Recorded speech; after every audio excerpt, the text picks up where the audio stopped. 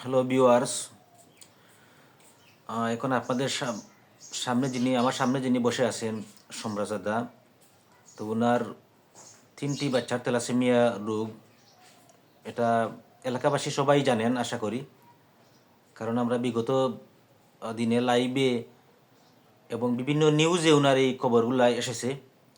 সময় টিভি থেকে শুরু করে নিউজ 24, বিভিন্ন জায়গায় বিভিন্ন প্ল্যাটফর্মে ওনার 3টি বাচ্চার যে থ্যালাসেমিয়া রোগ এটা সম্পর্কে অনেক আলোচনা হয়েছে।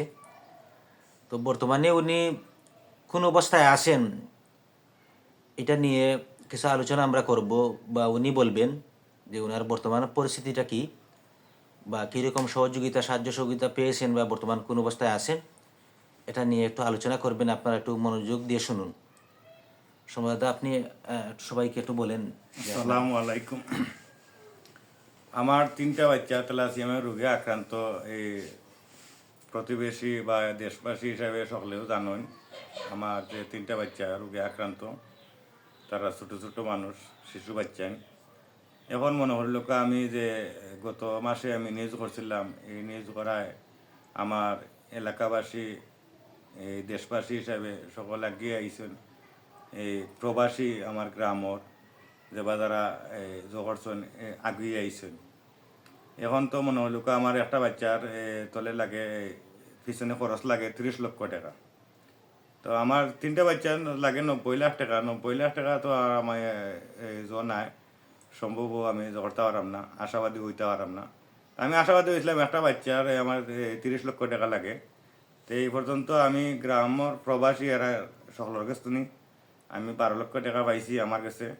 তো আমার আশাবাদী হইল যে 12 লক্ষ টাকা পাইছি, আমার একটা বাচ্চা লইয়া যাইতাম আমি ইন্ডিয়া। 30 লক্ষ টাকার একটা বাজেট যদি মিল হয়, সকলে যদি আমার সাহায্য সহযোগিতা করেন, গ্রামের বিত্তবান যারা আছেন, গণিপুর, সাদারাই, সাতারকই এলাকাবাসী যারা আছেন, সকলে মিলে যদি আমার সাহায্য সহযোগিতা করেন, তো আমি আশা করছিলাম একটা বাচ্চা লিয়ে আমি চিকিৎসা যাইতাম।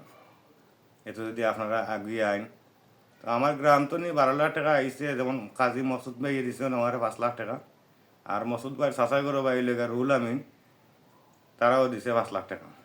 তো ওই এক পরিবার তো নিয়ে আইসে আমার 10 লাখ টাকা। আর গ্রাম তো নিয়ে এই পর্যন্ত আঞ্চল মাইছে দিয়েছেন 50,000, আর বাদ বাকি 20,000, 10,000, 5,000 ওলা করে করে এই পর্যন্ত আমার 12 লাখ টাকা রয়েছে আর কি। তো দয়া করে আপনারা সকল আগিয়ে আইবা, আমার প্রতি একটু শরণাবর্তী হইন, বা আমার বাচ্চান্তর হিসাবে, গরিব অসহায় হিসাবে আমার বাচ্চান্তর একটু আগিয়ে আইন।